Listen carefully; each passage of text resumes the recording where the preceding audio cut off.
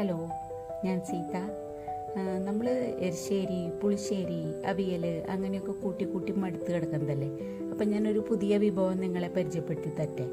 അതിന് വേണ്ടിയിട്ട് ഞാനൊരു ബൗളിൽ കുറച്ച് തൈര് എടുത്തിട്ടുണ്ട് കേട്ടോ. അത് ഞാൻ ഒരു അരിപ്പ വെച്ച് അതിലേക്ക് ഒഴിച്ചിട്ട് അതിലെ ലംസൊക്കെ കളഞ്ഞ് മുഴുവനും നന്നായിട്ട് അരിച്ചെടുക്കുന്നുണ്ട് കേട്ടോ. അതെന്താ വെച്ചാൽ കട്ടയൊന്നും ഇല്ലാണ്ട് കിട്ടാൻ വേണ്ടിയിട്ടാണ് കേട്ടോ അങ്ങനെ ചെയ്യുന്നത്. എന്താ വെച്ചാൽ നമുക്കത് മിക്സിയിൽ അടിച്ചെടുത്താലും കുഴപ്പമില്ല, എന്നാലും അവരതിൽ മിക്സിയിൽ അടിക്കാതെ അതിൻ്റെ നെയ്യൊന്നും കണ്ടൻറ്റ് വേണ്ടെന്ന് പറഞ്ഞിട്ടാണ് അവർ രാജസ്ഥാനി ഫുഡാണ് കേട്ടോ അത്. അവരിതിന് പറയുന്നത് കടി എന്നാണ് പറയുന്നത് കേട്ടോ, കടി. അപ്പോൾ ഇത് ചോറിൻ്റെ കൂടെയോ ചപ്പാത്തിയുടെ കൂടെയോ എല്ലാം കഴിക്കാൻ പറ്റും കേട്ടോ. ഇവൺ കല്യാണങ്ങൾക്ക് വരെ ഉണ്ടാക്കുന്ന ഒരു ഫുഡാണ്, ഉണ്ടാക്കാനായിട്ട് വളരെ എളുപ്പമാണ് കേട്ടോ. അപ്പോൾ അത് മൊത്തം ഞാൻ ഒരു ബൗളിൽ, ഇപ്പം ഞാൻ തൈരില്ല ഒന്നും ചേർത്തിട്ടില്ല കേട്ടോ, തൈര് മാത്രമേ ഉള്ളൂ. അത് അരിച്ചെടുത്ത് കഴിഞ്ഞിട്ടാണ് പിന്നെ അതിൽ മിക്സിങ്ങൊക്കെ നടക്കാൻ പോണത് കേട്ടോ. അത് മൊത്തം അരിച്ചെടുത്ത് കഴിഞ്ഞിട്ട് ഞാൻ അത്രയും തന്നെ വെള്ളം അതിലേക്ക് ആദ്യം മിക്സ് ചെയ്യുന്നുണ്ട് കേട്ടോ. ഇപ്പം ഞാൻ കുറച്ച് മുളക് പൊടി ഇട്ടിട്ടുണ്ട്, 1/2 സ്പൂൺ, പിന്നെ ഒരു 1/4 സ്പൂൺ മഞ്ഞൾപ്പൊടി ഇട്ടു, തക്കതായ ഉപ്പ് ഇട്ടിട്ടുണ്ട്, പിന്നെ 1 സ്പൂൺ കടലമാവാണ് ഞാൻ ഇതിൽ എക്സ്ട്രാ ചേർക്കുന്നത് കേട്ടോ. നമ്മളങ്ങനെ സാധാരണ കടലമാവൊന്നും ഇട്ട് ഒന്നും ഉണ്ടാക്കാറില്ല, പക്ഷേ ഞങ്ങൾക്കിപ്പോൾ അത് കഴിച്ച് ഞങ്ങൾക്ക് ഹാബിറ്റായിട്ടോ, ഞങ്ങൾക്ക് ഇഷ്ടമാണ്. അപ്പോൾ നിങ്ങൾ കഴിച്ച് നോക്കണം, ഉണ്ടാക്കി എല്ലാവരും ട്രൈ ചെയ്ത് നോക്കണം. നല്ലൊരു ഫുഡാണ്. ഒരു കറിയില്ല, പച്ചക്കറി ഒന്നും ഇല്ലാത്ത ദിവസം അല്പം തൈരുണ്ടെങ്കിൽ നമുക്ക് പെട്ടെന്ന് ഉണ്ടാക്കിയിട്ട് വളരെ സ്വാദിഷ്ടമാണ് ചോറിൻ്റെ കൂടെയൊക്കെ കഴിക്കാനായിട്ടും കേട്ടോ. അപ്പോൾ ഒന്ന് ഉണ്ടാക്കി നോക്കിക്കോളൂ. അപ്പോൾ ഞാൻ അത്രയും തന്നെ വെള്ളം കൂടി ഒഴിച്ചിട്ടുണ്ട് കേട്ടോ. എന്നിട്ട് ഞാൻ നന്നായിട്ട് അത് മിക്സ് ചെയ്ത് കഴിഞ്ഞിട്ട് നമ്മളുടെ ഈ മത്ത് വരുന്നുണ്ടല്ലോ, അതുകൊണ്ട് ഞാൻ ഇതിനെ നന്നായിട്ട് കലക്കി എടുക്കുന്നുണ്ട് കേട്ടോ.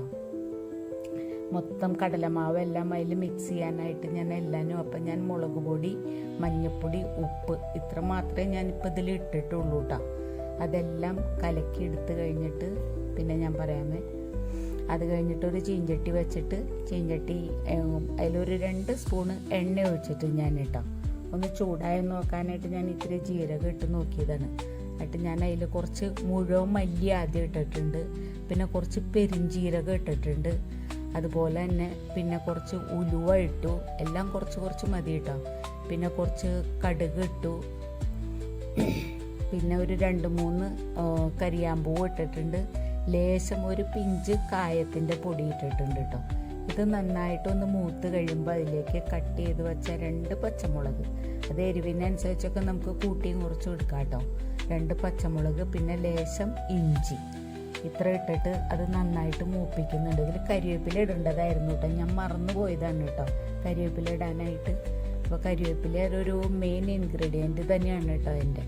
അത് കഴിഞ്ഞത് മൂത്ത് വരുമ്പോൾ അതിലേക്ക് കലക്കി വെച്ച ഈ തൈര് നമ്മൾ അങ്ങനെ തന്നെ ഒഴിക്കുകയാണ് കേട്ടോ അതിലേക്ക്.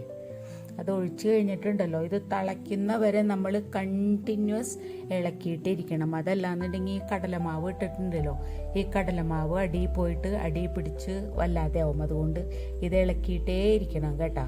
അതുപോലെ തന്നെ ഇപ്പം ഞങ്ങൾക്ക് 2 പേർക്കാണ് ഞാൻ 1 സ്പൂണ് കടലമാവ് ഇട്ടേക്കുന്നത് കേട്ടോ. കടലമാവ് ഒരുപാടായി കഴിഞ്ഞാൽ ഇതങ്ങ് കട്ടയായി പോവും, കഴിക്കാനും ഒട്ടും ടേസ്റ്റ് ഉണ്ടാവില്ല കേട്ടോ.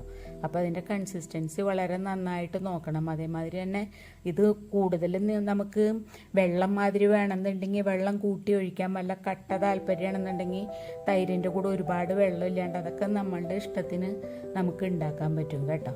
അപ്പോൾ ഒരു തിളയ്ക്കുന്നവരെ ഇളക്കിയിട്ടേ ഇരിക്കണം കേട്ടോ. തിളച്ച് കഴിഞ്ഞ് കഴിഞ്ഞാൽ പിന്നെ ഒരു 1/2 മണിക്കൂർ ഇത് വേവിക്കണം കേട്ടോ, കുറച്ച് വറ്റിക്കണം. അപ്പോൾ ഒരു 5 മിനിറ്റൊക്കെ കൂടുമ്പോൾ പിന്നീട് നോക്കിയാൽ മതി കേട്ടോ, ഇടയ്ക്കിടയ്ക്ക് നോക്കിയാൽ മതി. പിന്നെ ഇളക്കിയിട്ടിരിക്കേണ്ട ആവശ്യമില്ല കേട്ടോ. വളരെ എളുപ്പമാണ്. അവിടെ രാജസ്ഥാനികൾ, ഗുജറാത്തികൾ, മഹാരാഷ്ട്രിയൻസ് ഇവരെല്ലാവരും ഇത് ഉണ്ടാക്കുന്ന ഒരു ഫുഡാണ്. എല്ലാവരുടെ ഇത്തിരി വ്യത്യാസമുള്ളൂ. ഇപ്പം നമ്മളും തമിഴരും സാമ്പാർ ഉണ്ടാക്കണ മാതിരിയൊക്കെ അവരെല്ലാവരും നോർത്ത് ഇന്ത്യൻസിൻ്റെ എല്ലാവരുടെ ഒരു ഫുഡാണ്. നമ്മൾ സൗത്ത് ഇന്ത്യയിൽ മാത്രമേ ഇത് ആരും ഇങ്ങനെ ഉപയോഗിക്കാണ്ടുള്ളൂ കേട്ടോ. ഞങ്ങൾക്കിത് വളരെ ഇഷ്ടമാണ് കേട്ടോ. പിന്നെ ഞാനിപ്പോൾ ഇതിലുണ്ടല്ലോ ഈ ഉപ്പിൻ്റെയും പുളിയുടെയും കൺസിസ്റ്റൻസി ഒന്ന് നന്നാവാൻ വേണ്ടിയിട്ട് അതിൽ ലേശം പഞ്ചസാര കൂടി ഇട്ടിട്ടുണ്ട് കേട്ടോ. കുറച്ചിട്ടാൽ മതി. ഇനിയിപ്പോൾ നിങ്ങൾക്ക് ഇഷ്ടമില്ല മധുരം എന്നുണ്ടെങ്കിൽ അത് ഒഴിവാക്കാൻ ചെയ്യാം. ഞങ്ങൾക്ക് ഇത്തിരി, ഞാനിപ്പോൾ എല്ലാ കറികളിലും സാമ്പാറിൽ പോലും ഞാൻ ഒരു ഇത്തിരി പഞ്ചസാര ഇടും, എനിക്കത് ഇഷ്ടമാണ്. അപ്പോൾ ഞങ്ങൾ ഇടും, ചിലരൊക്കെ ഇടും, ചിലർ ഇടാത്തവരുണ്ട്. അങ്ങനെ അരമണിക്കൂർ കഴിഞ്ഞ് കഴിഞ്ഞപ്പോൾ ഞാൻ ഓഫാക്കി. ഇനി അതിലൊന്ന് താളിക്കാമെന്ന് വിചാരിച്ചു. ഇത് തികച്ചും ഓപ്ഷണലാണ് കേട്ടോ. എന്താ വെച്ചാൽ ആദ്യം നമ്മൾ എല്ലാവരും താളിച്ചതാണ്. എന്നാലും ഒരു നെയ്യിൻ്റെ ഒരു സ്പൂൺ നെയ്യ് ഒഴിച്ചിട്ട് ലേശം താളിച്ച് കഴിഞ്ഞാലുണ്ടല്ലോ അതിൻ്റെ മണവും ടേസ്റ്റും ഒന്ന് തന്നെ മാറും. അപ്പോൾ അത് വേണമെങ്കിൽ ചെയ്താൽ മതി. അത് ചെയ്യണമെങ്കിൽ നെയ്യ് തന്നെ ചെയ്യണം കേട്ടോ. അതല്ലെങ്കിൽ പിന്നെ വീണ്ടും എണ്ണ ഒഴിച്ച് ചെയ്യേണ്ട ആവശ്യമില്ല. അപ്പോൾ ഒരു ഒറ്റ സ്പൂൺ നെയ്യിൻ്റെ ആവശ്യമുള്ളൂ കേട്ടോ. ആ നെയ്യ് ഒഴിച്ചിട്ട് അതൊന്ന് ചൂടാവട്ടെ കേട്ടോ.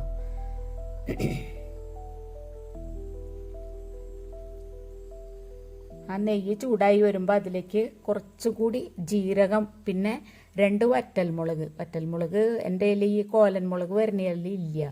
അത് കാരണം ഞാൻ കാശ്മീരി മുളകാണ് എടുത്തിട്ടുള്ളത് കേട്ടോ. പക്ഷെ മുളക് പൊടി ഉണ്ടല്ലോ, എപ്പോഴും നമ്മൾ കാശ്മീരി മുളക് പൊടി എടുത്താൽ അതിന് ഇത്തിരി കളറൊക്കെ കിട്ടിയാണ്. എൻ്റെ കയ്യിൽ കാശ്മീരി മുളക് പൊടി ഇല്ല.